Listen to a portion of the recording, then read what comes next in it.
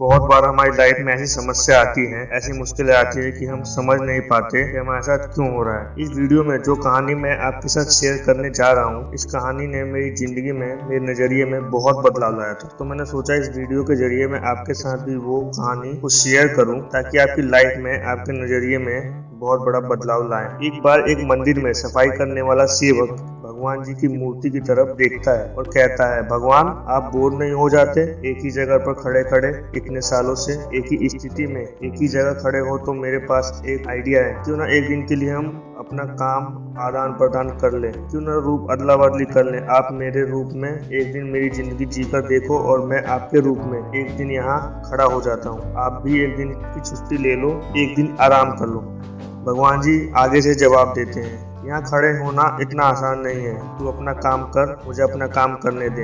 यहाँ खड़ा होना बहुत मुश्किल है। उस सेवक कहता है, नहीं भगवान, आप जैसा बोलेंगे मैं वैसा करूंगा, जैसे कहोगे वैसे खड़ा हो जाऊंगा, लेकिन आप एक दिन के लिए मेरी जिंदगी जीकर देखो, एक दिन के लिए आप हॉलीडे लेकर देखो। भगवान जी उससे कहते हैं कि मैं रूप तो आदान प्रदान कर लूंगा, तेरे रूप में आ जाऊंगा, तू मेरे रूप में आ जा, लेकिन मेरी एक बात याद रखना, तूने मूर्ति बनकर खड़े रहना है। लोग कुछ भी कहें, कुछ भी बोले, कोई अपने दुख सुनाए, कोई अपनी तकलीफ सुनाए, तुझसे मांगे तो तूने मूर्ति बनकर खड़े रहना है। तुझे कुछ नहीं करना, तूने कुछ नहीं बोलना, मेरे पास सबकी प्लानिंग है, तू बस खड़ा रहना। सेवक कहता है, जी भगवान मुझे मंजूर है। सेवक मूर्ति बन के खड़े हो जाता है और भगवान उसके रूप में आराम करने के लिए एक दिन छुट्टी बनाने निकल जाते हैं। और यह सेवक भगवान की मूर्ति बनकर मंदिर में खड़ा है और पहला वक्त आता है जो कि एक व्यवसायी है। वह व्यवसायी भगवान के आगे माथा टेकता है और कहता है, भगवान मेरी दौलत और बढ़ा, मेरे पैसे और बढ़ाना, मेरी शान और शौकत बढ़ाना। मैं एक नई फैक्ट्री लगा रहा हूँ, उस पे भी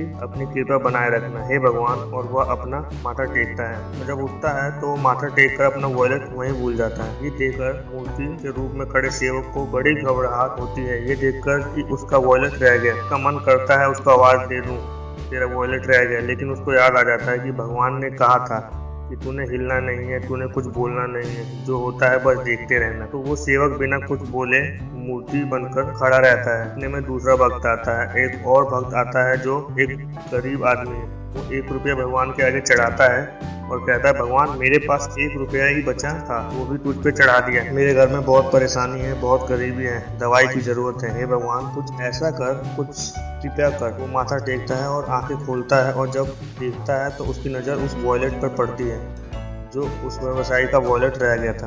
वो कहता है, हे भगवान तेरा शुक्र है, तूने मुझे यह पैसे दे दिए, शुक्र है, शुक्र है।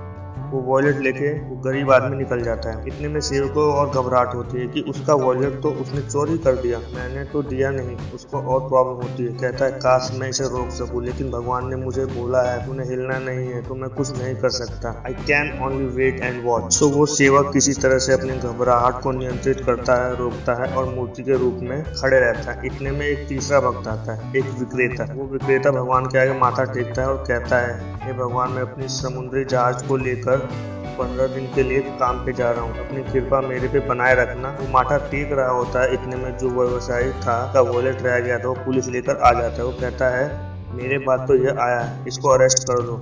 और पुलिस उस विक्रेता को चोरी के जुर्म में पकड़ लेती है। अब सेवक कहता है, अभी मुझसे नहीं रुका जाएगा, अगर भगवान भी मेरी जगह होते तो इतनी नाइंसाफी नहीं देखते, बहुत हो गया, अब उसे बोलना पड़ेगा। तो मूर्ति के रूप में खड़ा हुआ सेवक बोल पड़ता है, जरा इधर देखिए, मैं भगवान हूँ, मैंने देखा है क्या हुआ है।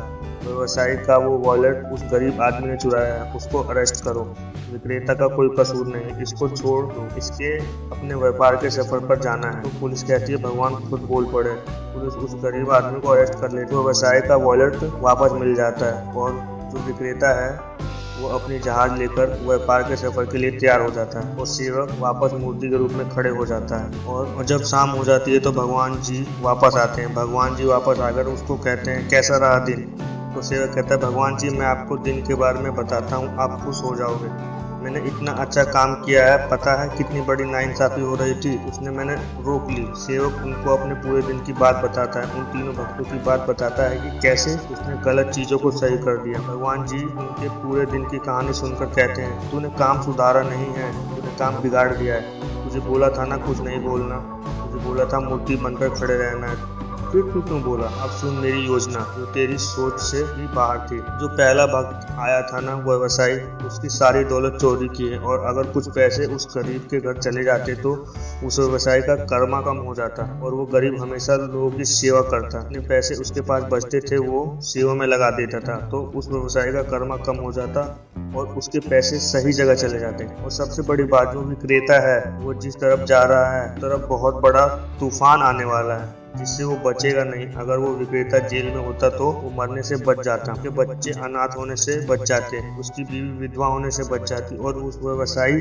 का कर्मा भी कम हो जाता और उस गरीब के घर में रोटी भी चली जाती। दोस्तों, ऐसा हमारी जिंदगी में बहुत बार होता है कि हमारी जिंदगी में बहुत बार समस्या आती है और हम सोचते हैं कि इसमें अच्छा क्या है। हमें लगता है हमारे साथ इतना बुरा क्यों हो रहा है, क्योंकि कहीं ना कहीं हमारे सोच से ऊपर भी उसकी योजना है। तो आज के बाद लाइफ में जब भी कोई समस्या आए, जब भी कोई मुश्किल आए, तो उदास मत होना। इस कहानी को याद करना, मुस्कुराना और समझ जाना कि जिंदगी में जो होता है वो अच्छे के लिए होता है। जिंदगी में जो होता है अच्छे के लिए होता है। जिंदगी में जो होता है हमारे फायदे के लिए होता है। इस दुनिया में बहुत से ऐसे लोग हैं जो किसी न किसी समस्या से परेशान हैं। मुझे लगता है कि इस कहानी के ऐसे हर इंसान को जरूरत है ताकि वो और मजबूत बन सके। इस दुनिया में बहुत से ऐसे लोग हैं जो किसी न किसी समस्या से परेशान हैं। मुझे लगता है इस कहानी की जरूरत हर इंसान को है ताकि वो मजबूत बन सके और सब्र रखे। अगर आपको भी ऐसा लगता है तो इस कहानी को अपने सोशल प्रोफाइल में शेयर करना ना भूलें, ताकि हम लोगों की जिंदगी में खुशियां और फैला सकें। धन्यवाद दोस्तों।